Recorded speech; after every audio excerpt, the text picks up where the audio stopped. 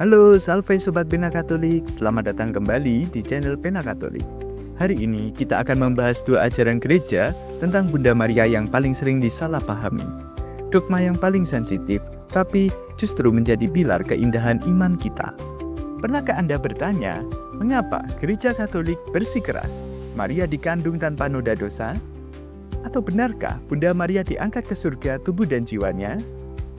Apakah dogma tentang Maria ini justru menggeser fokus kita dari Tuhan Yesus? Jawabannya sederhana. Kedua dogma ini bukan tentang Maria, melainkan sepenuhnya tentang Kristus. Mari kita bedah tuntas, agar iman kita semakin kokoh. Kita mulai dengan dogma pertama, fondasi kesucian. Mari kita bedah tuntas, mengapa Maria harus bersih sejak awal.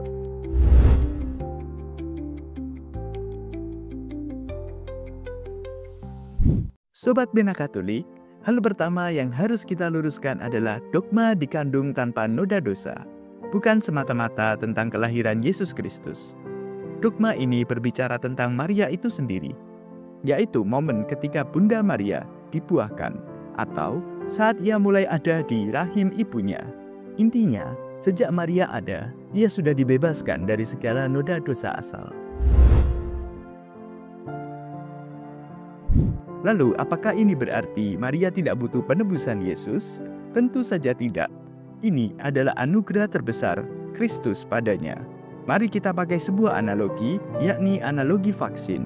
Bayangkan, dosa asal adalah virus mematikan yang diwariskan kepada semua manusia sejak Adam dan Hawa. Kita semua terinfeksi dan kita disembuhkan atau ditebus oleh Tuhan Yesus Kristus. Maria adalah satu-satunya manusia selain Yesus yang diberi vaksin rahmat oleh Allah sebelum ia terinfeksi virus dosa asal itu sendiri. Ia tetap membutuhkan penebusan Kristus, tetapi penebusan itu diterapkan padanya terlebih dahulu sebagai perlindungan total. Inilah yang kita sebut rahmat penebusan yang unggul. Mengapa Allah harus memberi Maria vaksin rahmat duluan? Jawabannya ada pada perannya. Maria adalah Ibu Allah, atau yang dikenal dengan Theotokos. Jika kita ingin menyimpan perhiasan paling berharga dan suci di dunia, kita tidak akan menyimpannya di wadah yang kotor atau berkarat, bukan? Yesus adalah harta paling kudus, Sang Allah yang Maha Kudus. Maria harus dipersiapkan sebagai wadah emas yang harus murni dan sempurna. Rahmat dikandung tanpa dosa adalah persiapan ilahi agar ia layak menjadi tabut perjanjian baru yang membawa Kristus. Rahmat ini diberikan sebagai syarat awal karena Allah tahu peran besarnya di masa depan. Sekarang kita bahas keberatan cerdas yang sering kali muncul. Jika Maria sudah sempurna sejak awal, apakah dia seperti robot yang dipaksa suci dan tidak bisa berbuat dosa? Tentu saja tidak. Gereja mengajarkan rahmat dikandung tanpa dosa tidak menghilangkan kehendak bebasnya atau free will-nya. Maria tetap bisa saja berbuat dosa. Perbedaannya, kita berjuang melawan godaan dengan kondisi terluka dosa asal. Maria berjuang tanpa luka itu. Berkat anugerah Allah, kesuciannya adalah buah dari kerjasama sempurna antara rahmat Allah dan pilihan bebasnya yang selalu setia. Dan hal ini dibuktikan oleh Bunda Maria saat ia selalu menyanggupi kehendak Allah padanya dalam setiap perjalanannya, mulai dari penerimaan kabar gembira, kesetiaannya di bawah kayu salib, hingga Bunda Maria yang digambarkan bersama para rasul menjelang Pentakosta. Semua itu adalah bukti kesetiaannya seumur hidup.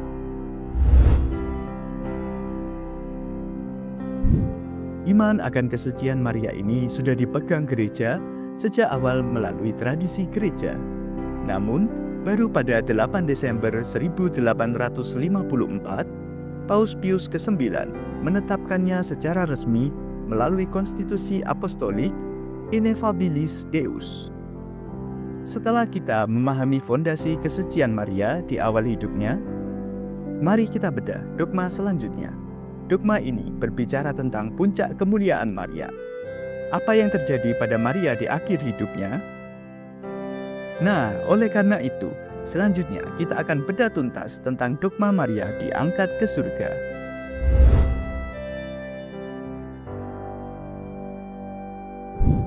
Sobat Pena Katolik, setelah berbicara tentang awal hidup Maria, sekarang kita bicara tentang puncaknya. Inilah dogma kedua, Maria diangkat ke surga. Hal yang penting di sini, dogma ini berarti Maria diangkat ke surga secara utuh, yaitu tubuh dan jiwanya. Ia bukan naik dengan kuasanya sendiri, melainkan diangkat oleh kuasa Allah, sama seperti Kristus yang membangkitkan dirinya sendiri. Dan ini sangat relevan dengan iman kita.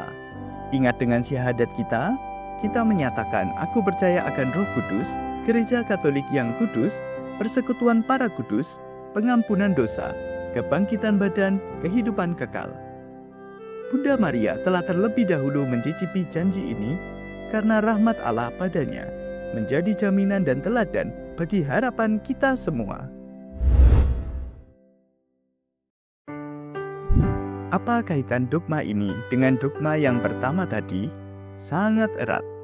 Dogma diangkat ke surga adalah konsekuensi logis dari dogma dikandung tanpa noda dosa. Dosa asal membawa dua hukuman, yakni kematian spiritual dan kebobrokan tubuh setelah kematian. Karena Maria dilindungi dari dosa asal, yaitu akar dari kebobrokan, maka tubuhnya tidak seharusnya mengalami pembusukan. Dengan mengangkat Maria, tubuh dan jiwa, Allah membebaskan Maria dari hukuman dosa asal. Dogma ini adalah mahkota kemuliaan Maria karena kesetiaannya seumur hidup. Lalu, apa maknanya bagi kita?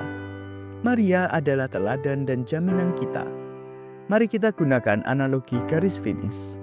Maria adalah anggota umat manusia pertama yang sudah mencapai garis finish kehidupan ini dengan hadiah yang utuh, tubuh dan jiwa menemui Kristus. Dogma ini adalah harapan yang diberikan Allah kepada kita semua. Maria adalah kita, manusia biasa yang dipenuhi rahmat. Dan ia menunjukkan bahwa tujuan akhir kita sungguh mungkin, yakni bersama Allah dengan tubuh yang dimuliakan. Dogma ini memperkuat iman kita pada kebangkitan badan yang kita akui dalam syahadat. Sama seperti dogma dikandung tanpa noda dosa, dogma diangkat ke surga adalah ajaran yang sudah dipercaya umat Katolik selama ratusan tahun melalui tradisi suci. Dogma ini baru ditetapkan secara resmi pada 1 November 1950 oleh Paus Pius ke-12 melalui konstitusi apostolik Munificentissimus Deus. Sobat Pena Katolik, kita sudah membedah tuntas dua dogma yang paling sensitif. Dogma dikandung tanpa noda dosa berbicara tentang kesiapan Maria di awal hidupnya. Sementara dogma diangkat ke surga berbicara tentang kemuliaannya di akhir hidupnya. Inti dari semua dogma Maria adalah satu. Dogma ini bukan untuk memuja Maria, melainkan untuk memuliakan Kristus. Maria adalah jalan terbaik untuk mencapai putranya, Sang Penebus.